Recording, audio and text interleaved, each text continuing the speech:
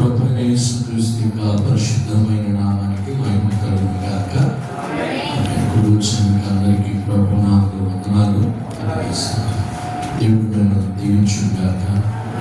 2026 సంవత్సరం ఈ మొదటి వారంలో మొదటి శుక్రవారం దేవుని సన్నిధిలో ఇలా మనం కూడుకోవడం, దేవుడు మనకిచ్చిన గొప్ప శ్రేష్టమైన సమయాన్ని బట్టి ప్రభువైన యేసయ్యకు స్తోత్రం, కృతజ్ఞత, ప్రభావాలు చెల్లించుకుంటూ ఉన్నాను. ప్రియులారా, ఈరోజు ఒక వాక్యాన్ని మనం ధ్యానం చేసుకుందాం. యెషయా గ్రంథము 44వ అధ్యాయము 20వ వచనాన్ని చదువుతాం.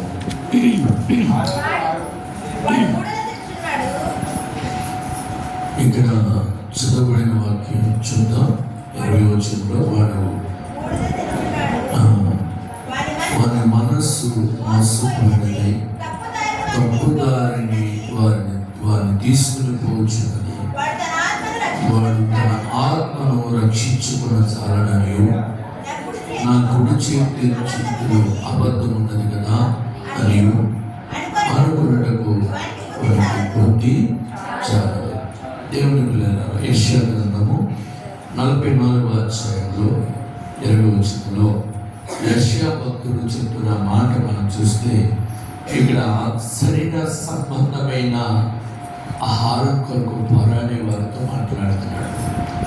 ఎప్పుడు శరీర సంబంధమైన మరి ఆహారం కొరకే మనం ఆలోచన చేయకూడదు. మనం అనుకుంటాం, మనం ఆహారం తినకపోతే మనము ఏమీ చేయలేమేమో, లేకపోతే శక్తి ఉన్నదేమో అనుకుని, లేక ఈ శరీర సంబంధమైన ఆహారం కొరకే ఆలోచిస్తున్నామేమో. ఇక్కడ అంటాడు, అది అలాంటి ఆలోచన కలిగి ఉంటే అది బూడిద. అంటే బూడిద ఎవరైనా తింటే ఫలం వస్తుందా అండి? ఫలం రాదే కదా. కాబట్టి ఆహారం, అందుకే అంటాడు కదా, వాళ్ళ మనస్సు మోసపోయినదై. మనసు ఏమైపోతుంది? మోసపోతుంది. ఆధ్యాత్మికమైన జీవితాన్ని కోల్పోతున్నాడు. ఇంకా మనం చూసినట్లయితే పిల్లల తప్పుదారిన ఏమవుతుంది?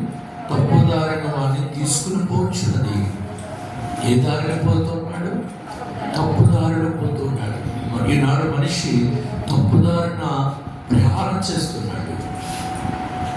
మనకి నడిచే దారి పర్వాలేదనుకుంటున్నాం, మన దారి తప్పుడు విధానంలో ప్రయాణం చేస్తుందని దేవుని వాక్యం ఉంటుంది. అంత మాత్రమే కాదట, వాడు తన ఆత్మను రక్షించుకున్న చాలని ఏం చేసుకోలేకపోతున్నాడు? ఆత్మను రక్షించుకోలేకపోతున్నాడు. ఆత్మ ఎక్కడ రక్షించుకుంటాం అంటే దేవుని సన్నిధిలో. ఆమేన్. దేవుని సన్నిధిలో ఎట్లా ఉండాలంటే ఆధ్యాత్మికంగా మనం ఉండాలి. లోక సంబంధంగా మనము ఇక్కడ ఉండకూడదు. దేవుని సన్నిధి నీకు ప్రశాంతత ఇస్తుంది. దేవుని సన్నిధి నిన్ను ఆశీర్వదిస్తుంది. ఈ ప్రశాంతమైన స్థలంలో మనము రావాలి. అప్పుడే మనకి శరీరానికి కూడా ఒక విధమైన శక్తి పంపిస్తాడు. అందుకంటాడు, ఆత్మను రక్షించుకోలేవు. బయట ఉంటే నువ్వు బయట ఎంత పోరాడినా నీ ఆత్మను రక్షించుకోలేవు. నా కుడి చేతులు అబద్ధం ఉన్నది కదా అని అనుకున్నటకు వారి బుద్ధి చాలదు.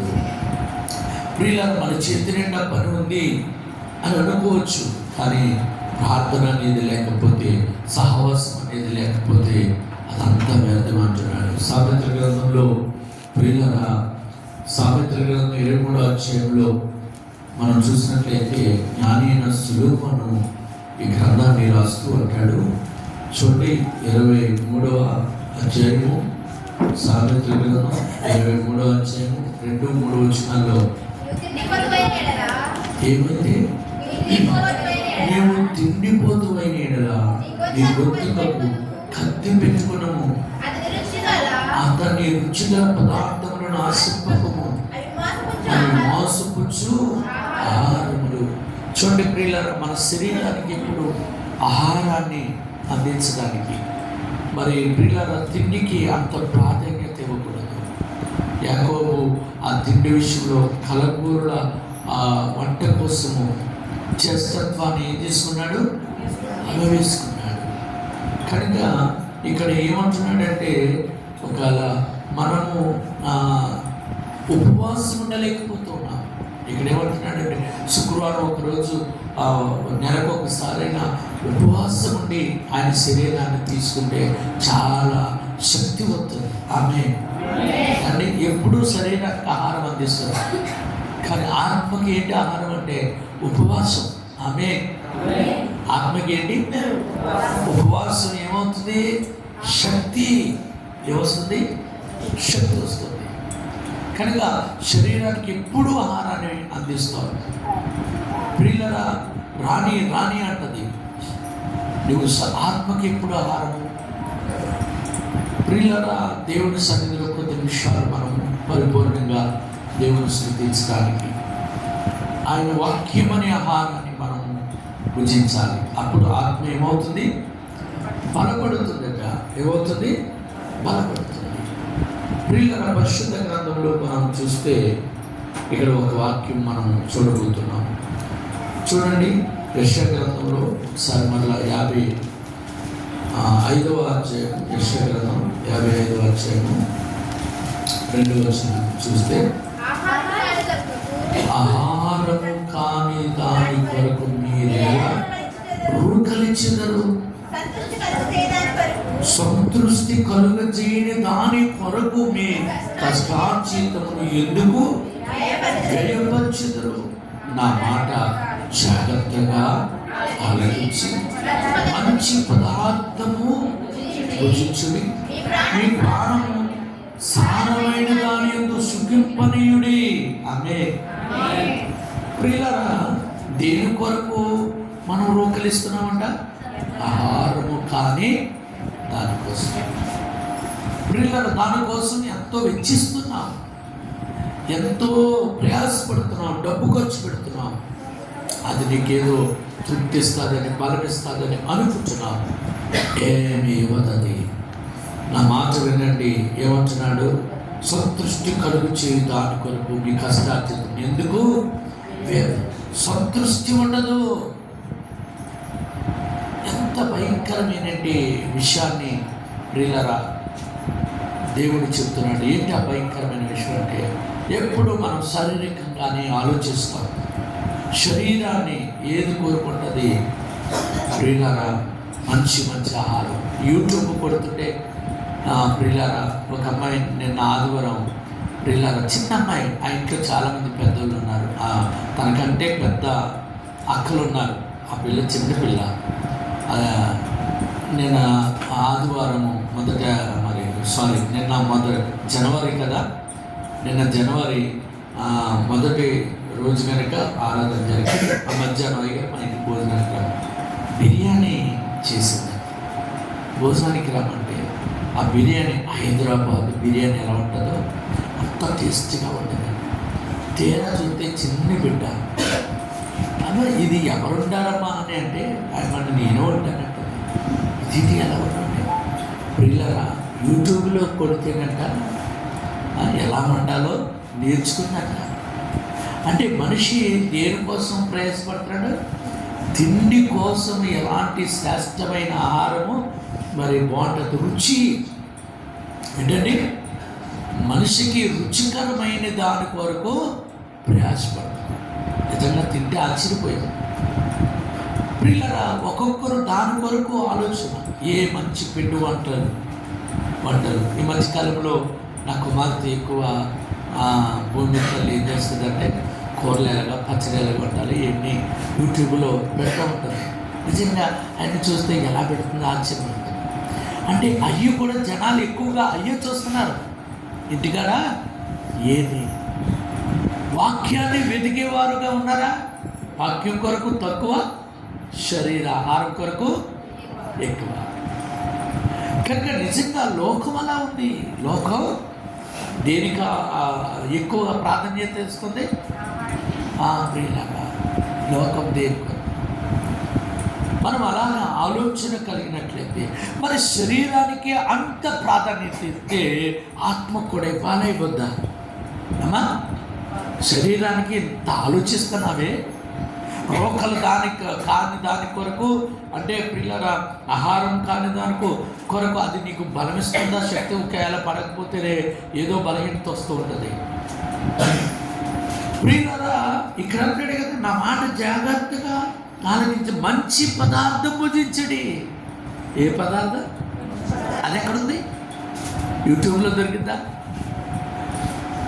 మనం చేస్తే తయారవుతుందా? అంటే వాక్యమే మంచి పదార్థం. అవే హల్లెలూయా. నీ వాక్యమే నాకు ఆహారం. నీ వాక్యం వచ్చుంటే తేనె దారుల కంటే మధురమైనది. ఆమె ఆ వాక్యము కావాలి మనకి. శరీరానికి ఇంత ఆలోచన కలుగుతుంది. ఆలోచించినప్పుడు ఆత్మీయంగా కూడా ఆలోచించాలి. ఏంటి ఆ వాక్యం అంటే? ప్రియులారా, దేవుని సన్నిధిలో మనం కనిపెట్టుకుంటే ఆ వాక్యము దేవుడు నీతో మాట్లాడాలి. చిన్న వాక్యమైనా సరే ఆ వాక్యం కొరకు ప్రయాసపడ రావాలి. ఆ వాక్యం కొరకు కనిపెట్టుకుని ప్రభు దగ్గర ఉండాలి. ఆమె హల్లెలూయా. లూకా సువార్తలో మనం చూస్తే ప్రియులారా, లూకా సువార్త 15వ అధ్యాయము, లూకా సువార్త 15వ అధ్యాయము 16వ వచనం.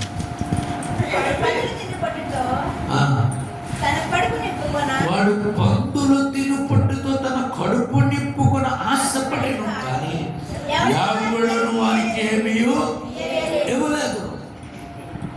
శరీర సంబంధమైన ఆహారం కొరకు, శరీర కోరిక కొరకు బయటకు పోయాడు. ఆత్మ సంబంధమైన తండ్రిని విడిచిపెట్టి.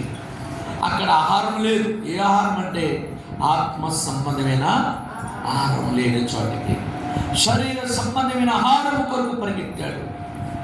ప్రియుల దానివల్ల ఉన్నంత చేపు తనకి ఇష్టం వచ్చినంత తిన్నాడు. పాపంలో పడిపోయాడు. శాపాలు తెచ్చుకున్నాడు. చివరికి ప్రియులరా అతను అన్నీ కోల్పోయాడు. చివరికి ఆ పందులు తినే పొట్టెతో కూడా ప్రియుల ఆకలికి తట్టుకోలేక తినాలనిపించిందంట. అంత భయంకరమైన శాపానికి గురైపోయాడు. అంత భయంకరమైన పరిస్థితికి వాటిల్లిపోయాడు. ఎందుకంటే అతనికి ఆత్మ సంబంధమైన ఆహారం మీద ఆ ప్రియులను ఎక్కువ మనసు పెట్టలేదు. అలా ఉండటం వల్ల చాలా నష్టాన్ని మరి అతను చూసినట్లుగా దేవుని వాక్యం చూస్తారు. అందుకే యోహాను సువార్తలు అంటాడు, ప్రియులారా, యోహాను సువార్త 6వ అధ్యాయం, యోహాను సువార్త 6వ అధ్యాయంలో 27వ వచనంలో మనం చూసినట్లయితే ఏ ఆహారం అంట? తీసారా?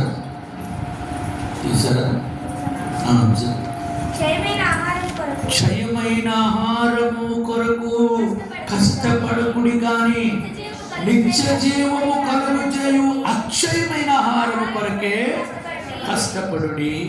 మనుష్య కుమారుడు దానిని మీకు ఇచ్చును. ఇందుకే తండ్రి అయిన దేవుడు ఆయనకు ముద్ర వేస్తున్నాడని చెప్పారు. ఆమె చప్పుడు పడదామా? యేసయ్యకి ఏ ఆహారము కొరకంట? ఏ ఆహారము?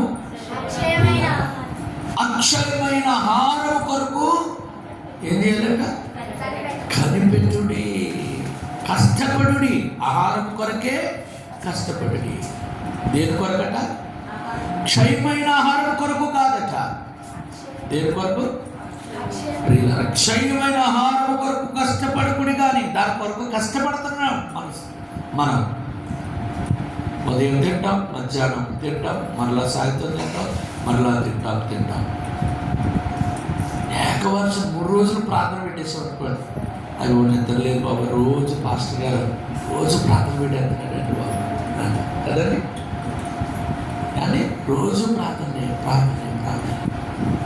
ప్రియులారా, మంగళవారం ప్రార్థన లేదు, శుక్రవారం ప్రార్థన లేదు, మళ్ళీ ఆదివారమే, మళ్ళీ ఇప్పుడు మంగళవారం ప్రార్థన శాంత గారు, దైవకృప గారు, నేను, లేకపోతే పాస్టర్ గారు, ముద్రే, లేకపోతే పెద్దోడు చిన్నోడు కాంగు కొడుతూ వాళ్ళు అలా కూస్తూ పాపం కాంగు నేర్చేసుకున్నాడు. వాళ్ళు దేవుని స్తోత్రం. చిన్నోడు నేర్చేసుకున్నాడు, పెద్దోడు రాలేదు. పెద్దోడికి వచ్చి నాకేమో తెలియదు, కానీ చిన్నోడే బాగా కొడతాడు. దేవునికి స్తోత్రం. కొట్టని పాట కంటూ లేదైనా హల్లెలూయా. అమ్మ ఆగంటే నిద్రలో ఉండాలి. కాబట్టి ప్రియులారా, అంటే మరి వీళ్ళకన్నా మరి మిగతా రోజులు మనకు అంటే ఉదయము మధ్యాహ్నం సాయంత్రం శరీరానికి ఆహారం ఇస్తున్నాం, కానీ కనీసం వారానికి 3 రోజులైనా ఈ ఆత్మ సంబంధమైన ఆహారం కొరకు మనం కొద్ది నిమిషాలు కనిపెట్టలేమా, రాలేమా? ఆదివారం ఉంటే సరిపోతుందా ఆహారం? అంటే ఆదివారం ఉంటే సరిపోతుందా? అసలు రోజు కావాలంటాడు, కానీ మనకి అది సంపాదించుకోవాలి. అప్పులు ఉంటాయి, సీట్లు ఉంటాయి. వారానికి 7 రోజులు 6 రోజులే, కానీ వారానికి మనకి 12 రోజులు సీట్లు కట్టాలి. ఎన్ని రోజులు? వారానికి ఎన్ని రోజులు? 6 రోజులే. 6 రోజులకి మనకి ఎన్ని ఉంటాయి? 12 సీట్లు. అంటే రోజుకి 2 సీట్లు కట్టాలి. కాబట్టి పనికి వెళ్ళాలి. అయితే నువ్వు దేనికంటే అందుకు కష్టపడుతున్నావు. అయ్యా, నాకు ఈ బంధకాల నుండి స్వార్థ నుండి విడిపించైనా శుక్రవారం మంగళవారం మనం వచ్చి శుక్రవారం ఉపవాస ప్రార్థన చేయగలుగుతున్నావు. వారానికి ఒక్కసారైనా నీ కడుపును ఒక్కసారి మార్చగలుగుతున్నావా అండి? యేసు ప్రభువు ఉపవాసం ఉంటే ప్రియులారా అన్ని జయించాడు. ఆమేన్. అపోస్తలులు ఉపవాసం ఉంటే వారు జయించారు. ఇది ఉపవాసం వలనే కానీ మరి దేని చేతను కాదన్నాడు ప్రియులారా. కనుక ఉపవాసాన్ని ప్రాధాన్యత ఎంచుకోవాలి. ఈ 2026 సంవత్సరాలైనా ఒక నిర్ణయం కదా. ఆమేన్. గట్టిగా ఆమేన్. చాలా బంధకాలు ఉన్నాయి మనకి. శత్రువు ఎక్కడున్నాడు? చీకటి ఆవరిస్తుంది. మనకు తెలియని ఒక భయంకరమైన చీకటిలో అపవాది మనకు త్రోసేస్తున్నాడు. ఆ చీకటిలో మనం వెళ్ళకుండా, ఆ బంధకాల్లో వెళ్ళకుండా, ఆ చెరలో మనం వెళ్ళకుండా దేవుని వాక్యం ఎల్లప్పుడూ మనల్ని భద్రపరుస్తూ ఉంటుంది. ఆమేన్.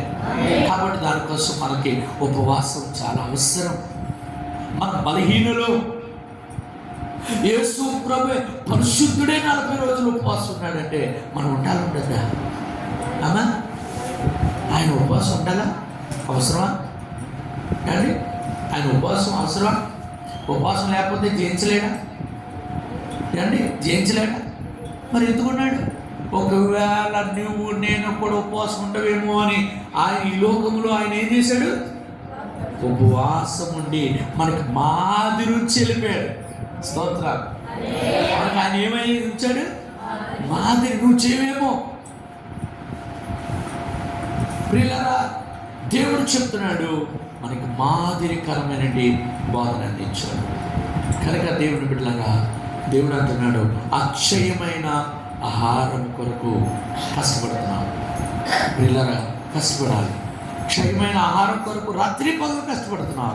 అక్షయమైన ఆహారం కొరకు కనీసం నువ్వు ప్రియులారా వారానికి 3 రోజులైనా ఆ వాక్యం కొరకు ప్రార్థన చేసి కనిపెట్టడానికి ప్రయాసపడితే అది దేవుడు అంటున్నాడు. మరి తండ్రి అయిన దేవుడట ఆయన ముద్ర వేశాడట. తండ్రి అయిన దేవుడు ఏం చేశాడు? ముద్ర వేశాడు. ఏమని? ప్రియులారా, మనుష్య కుమారుడు దానిని మీకు ఇస్తాడు. ఆమేన్. ఎవరిస్తారు? మనుష్య కుమారుడు అంటే ఎవరైనా యేసుక్రీస్తు ప్రభువు నీకు ఏమిస్తాడు? అక్షయమైన ఆహారం అవసరం. అది దేనికి? ఆత్మకు అవసరం. ఆత్మకు చాలా అవసరం. అది నిన్ను బలపరుస్తుంది, శరీరాన్ని కూడా బలపరుస్తుంది. ఆమేన్. హల్లెలూయా. గట్టిగా హల్లెలూయా. మరి క్షయమైన ఆహారం శరీరానికే కానీ అక్షయమైన ఆహారం శరీరాన్ని ఆత్మను ఉజ్జీవపరుస్తుంది. ఆమేన్. గట్టిగా హల్లెలూయా. హల్లెలూయా. ఇది చాలా అద్భుతమైన అభిషేకం. ఏంటో తెలుసా? మోషే ప్రియులారా ఎన్ని రోజులు ఉండిపోయాడు కొండ మీద? 40 రోజులు. నీళ్లు లేవు, ఆహారం లేదు. దేవుడే మాట్లాడుతున్నాడు కనుక శక్తి శక్తి, శరీరానికి శక్తి, ఆత్మకు శక్తి.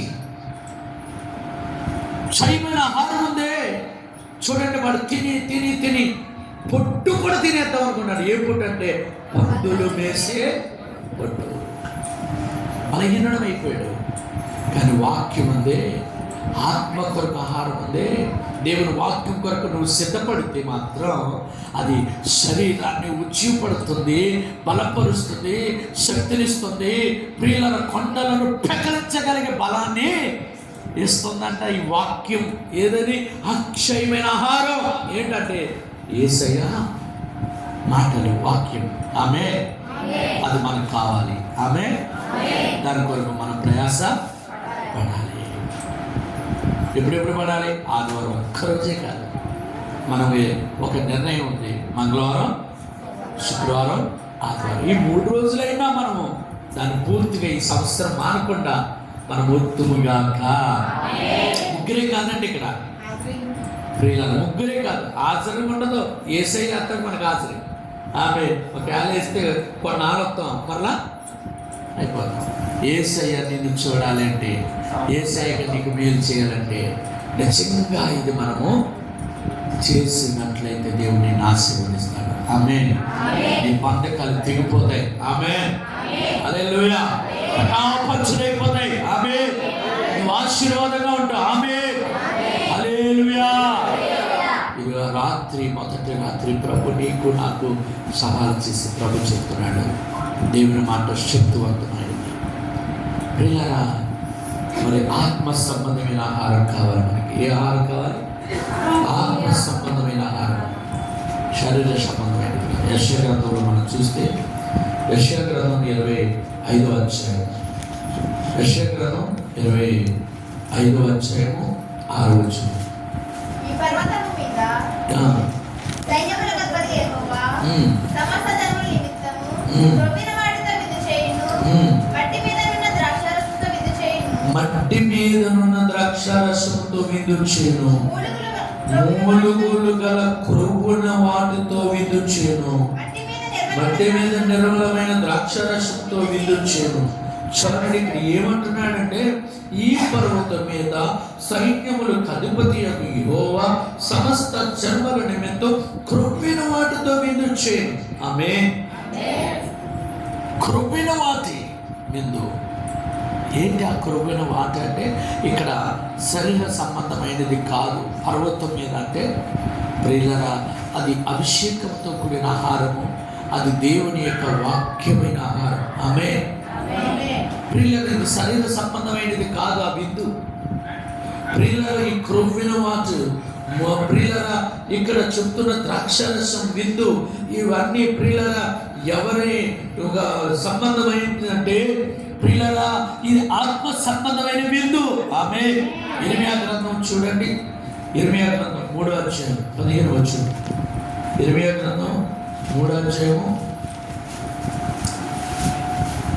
15వ వచనం. ఏంటండి? నాకు ఇష్టమైన కాపరులను నేను నీకు నియమింతును. వారి జ్ఞానముతో వివేకముతో మిమ్మల్ని ఏలుదురు. హల్లెలూయా. అమ్మ, ఏలడం అంటే ఏంటో తెలుసా? జ్ఞానముతో వివేకముతో. ప్రియులారా, ఇక్కడ అంటాడు కదా, నాకు ఇష్టమైన కాపరులను మీకు నియమింతును. హల్లెలూయా. కాపరి ఎప్పుడు కూడా ప్రియులారా ఏం చేస్తాడంటే, ఏలుతాడు అంటే ఆహా ఏలేవాడు ఏం చేస్తాడు? పచ్చిక చోటకి తీసుకెళ్తాడు. ఆమె ఆహారం కాని చోట కాదట. ఎక్కడికి? పచ్చిక గల చోటకి తీసుకెళ్తాడు. వెళ్తాడు. ప్రియులారా, ప్రయాసపడతాడు మీ కొరకు. ప్రియులారా, ఇదిగో మన శ్రేష్టమైన స్థలానికి తీసుకుని వెళ్ళి మిమ్మల్ని పోషిస్తాడు, మిమ్మల్ని నడిపిస్తాడు, మీ గాయాన్ని కడతాడు, మీ కన్నీళ్ళు తుడుస్తాడు. అలాంటి మంచి మీకు ఇష్టమైన కాపరిగా ప్రభు నియమిస్తాడు. ఆమేన్. హల్లెలూయా. అతడు నీ కొరకు ప్రయాసపడతాడు. ఆ కాపరి మంచిగా నీ కొరకు ప్రయాసపడే కాపరిని దేవుడు నీకు ఇచ్చాడు. ప్రియులారా, దానిని మనం ఆలోచన చేయాలి.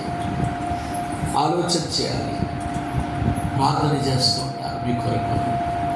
దైవజనురాలు పాస్టర్ గారు ఒకవైపు ఇంటి పనులు, ఒకవైపు గంటలు ప్రార్థన చేస్తారు. ఎవరి కోసం?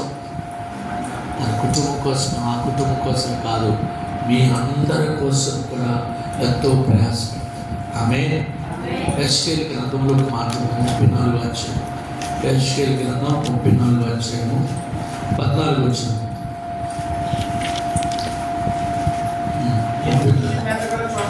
అమ్మా నేను మీకు మంచి మేత గల చోట వాటిని మేపెదను. ఇశ్రాయేలు యొక్క ఉన్నత స్థలం మీద వాటిని మంచి అవి మంచి చదవండి. వాటికి దొడ్డు ఏర్పడును. అక్కడ అవి మంచి దొడ్డులో పట్టుకొనును.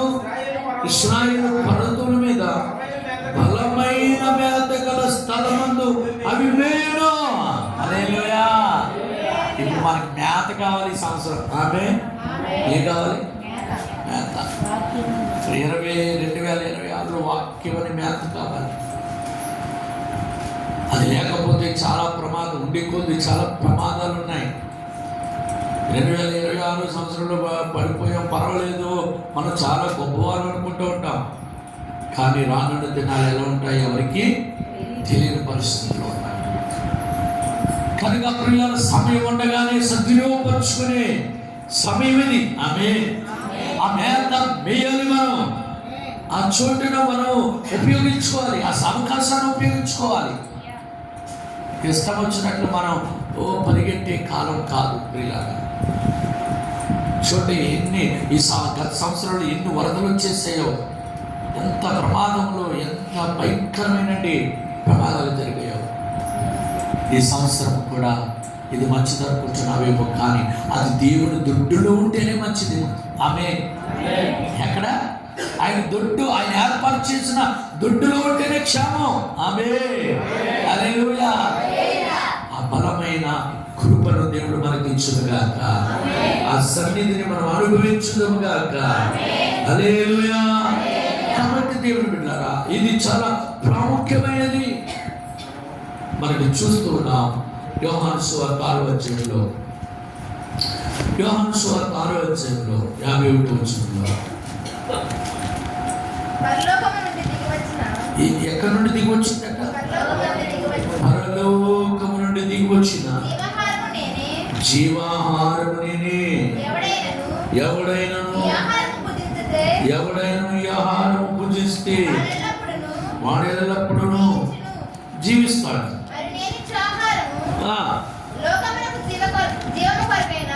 దేని కొరకు? జీవము కొరకైనా. ఆమేన్. ప్రియులారా, పరలోకము నుండి దిగి వచ్చిన జీవాహారమును నేనే. ఏ ఆహారం అది? ఇప్పుడు మనకి ఏ ఆహారం కావాలి?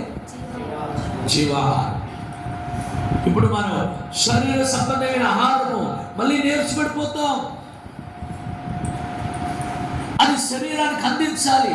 ఆత్మకి ఏమీ అంత బలం ఉండదు. కానీ ఆత్మ ఆహారాన్ని నువ్వు కానీ భుజిస్తే అది శరీరానికి కూడా శక్తిని ఇస్తుంది.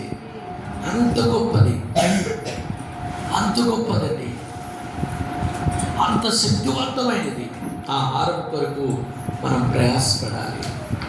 యేసు ప్రభు అండి 40 రోజులు కూడా ఉపవాసం ఉండి బలహీనుడు అయిపోయినా సాతాను వచ్చాట. ఈ రొట్టెలు చేసుకుని రాళ్ళని రొట్టెలు చేసుకుని తిను, ఎందుకు అలా తూలిపోతున్నావు అంటాడు. అన్నాడు పిల్లరా. అప్పుడు అన్నాడు ఆయన, ఇదిగో పిల్లల మనుషుడు రొట్టె వలన జీవించడు కానీ జీవిస్తాడా? జీవించడు. పిల్లల రొట్టె వలన జీవిస్తాడా? జీవించడు కదా. దేనివల్ల? దేవుని మాట నుండి వచ్చి ప్రతి మాట వలన జీవించిన. ఆమె హల్లెలూయా. ఆ మాట చాలా గొప్పది. అది ఆహారము, జీవిస్తాడు. దానిని ఇవ్వడానికి పరలోకం నుండి ఈ లోకానికి దిగి వచ్చాడు. ప్రియులారా, ఆయన అంటాడు, భుజిస్తేనే వాడు ఎల్లప్పుడూ జీవించును. మరి నేనిచ్చే ఆహారం లోకమునకు జీవము కొరకైన నా శరీరమే అని మీతో నిశ్చయముగా చెప్తున్నాను. అలాగే నెలకు ఒకసారి కొంతమంది వారానికి ఒకసారి.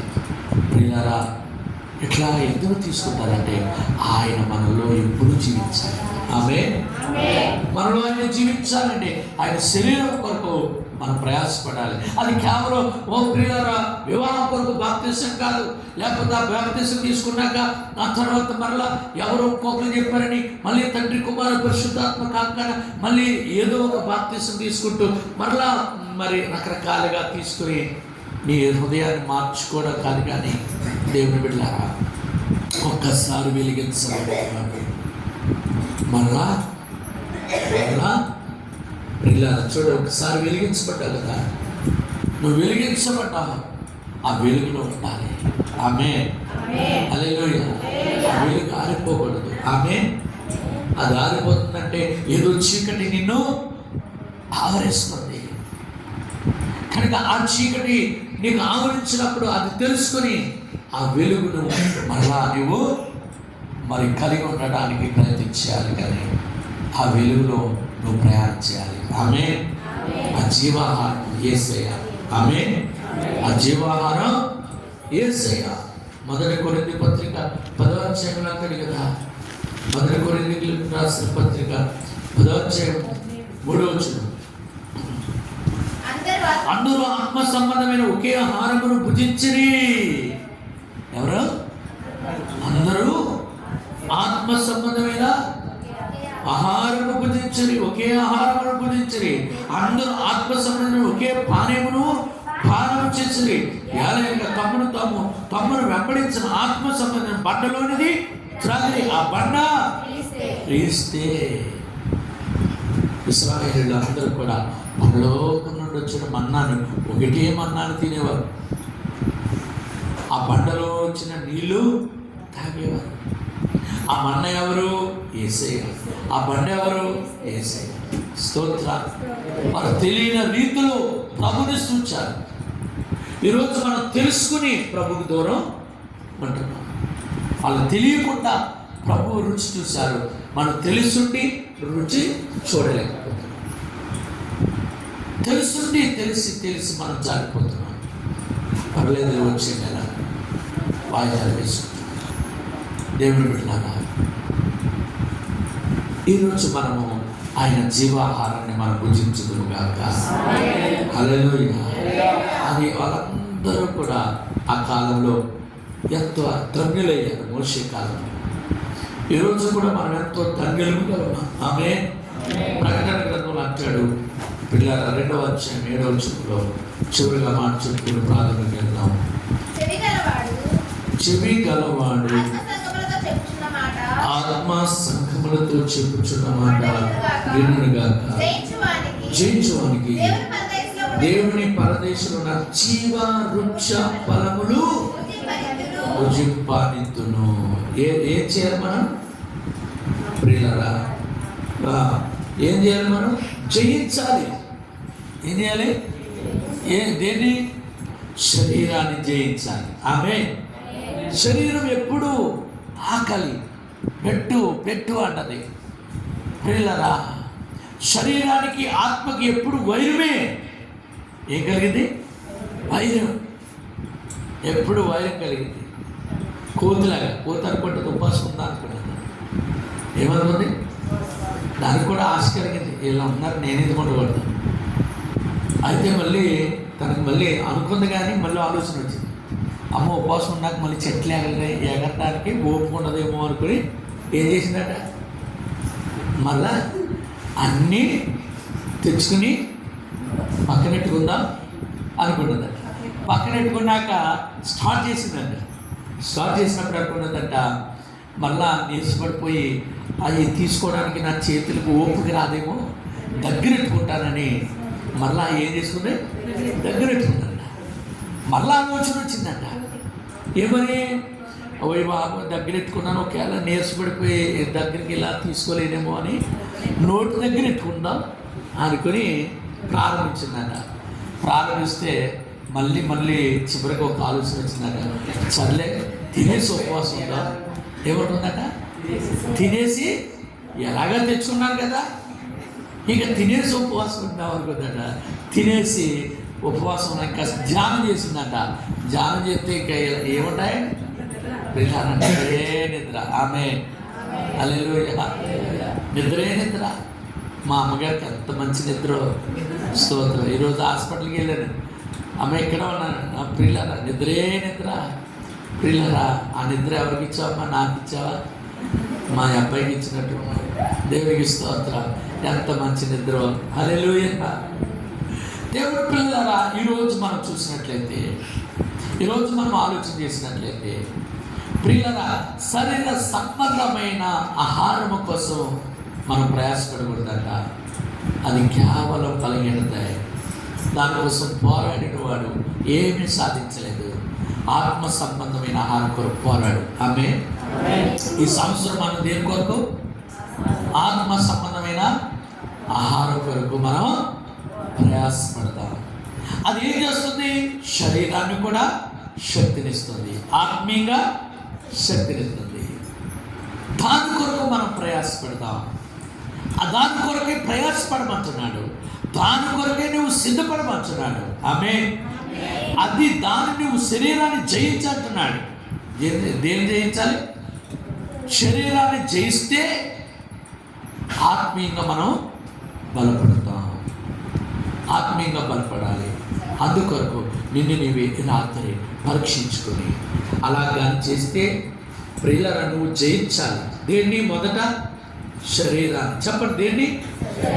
మా శరీరాన్ని అంటే ఏం చేయాలి? ఉపవాసం ఉంటేనే కానీ జయించలేదు.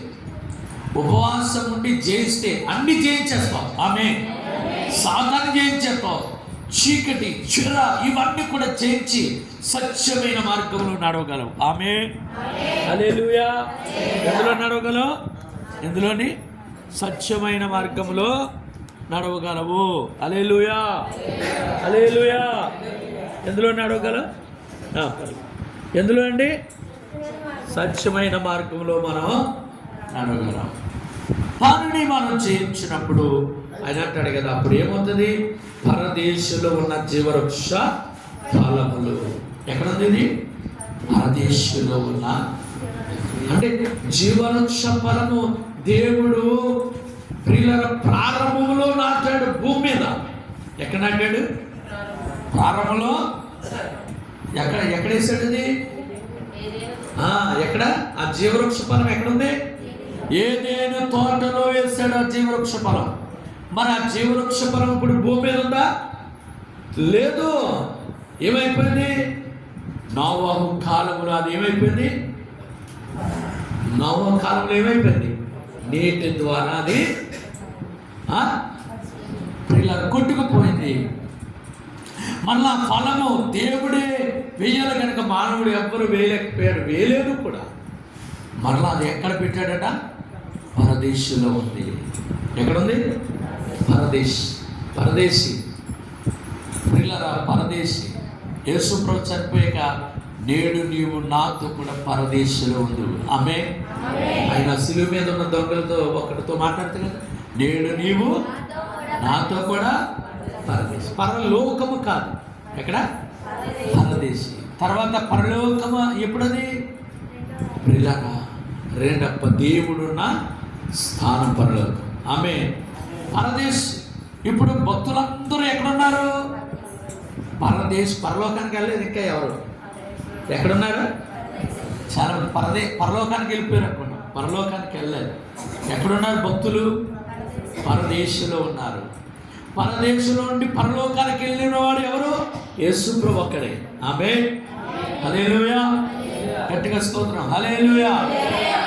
కనుక ఈరోజు మనకి ఉన్న ఆ పరదేశంలో జీవవృక్ష ఫలము తిన్నవాడు పరలోకములో యేసుతో ఉంటాడు. ఆమె అట్టి ధన్యత, అట్టి భాగ్యం మనం అందరూ పొందుకొని జీవాహారం కొరకు ప్రయాసపడి ఆయన రాత్రికి సిద్ధపడదాం.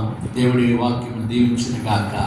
ఆమె తలలోచుదాం, ప్రార్థన చేసుకుందాం. ప్రభువా నీకు వందనాలు. ఈ రాత్రి ప్రభువా, ఈ మొదటి శుక్రవారం మీరు మాకు ఇచ్చిన వర్తమానాన్ని బట్టి వందనాలు ప్రభువా. నీ వాక్యం ద్వారా మేము దీవించబడ్డాం ప్రభా. జీవాహారం కొరకు మాతో మాట్లాడావు. జీవాహారం మాకు కావాలి ప్రభువా. శరీరం కొరకు ప్రయాసపడవద్దన్నావు. శరీర ఆహారం కొరకు ప్రాకులాడొద్దు, ఆత్మ సంబంధమైన ఆహారం కొరకు ప్రయాసపడమన్నావు నాయన. దాని కొరకు నేను ప్రయాసపడడానికి సహాయము దయచేయండి. ఆ జీవాహారమైన మరి ఆహారం కొరకు ఈ సంవత్సరము ప్రయాసపడతావా? దీని కొరకు నువ్వు ఆశ కలిగి ఉంటావా? ఈ జీవాహారం కొరకు ప్రయాసపడతావా? అది నీకు ఎంతో మేలు, అది నేను ఎంతో ఆశీర్వదిస్తుంది. నిన్ను నీవే బలపరుచుకోగలవు, నిన్ను నీవే సరి చేసుకోగలవు. చీకటి తొలగిపోతుంది, సమాధానం నెమ్మది ప్రభు నీకు ఇస్తాడు. అట్టి కృప మనకి ఇవ్వాలని ప్రార్థన చేద్దాం. ఎత్తబడిన వాక్యం కొరకు సహోదరి అనిత గారు ప్రార్థన చేస్తారు. ప్రార్థన చేసుకుందాం.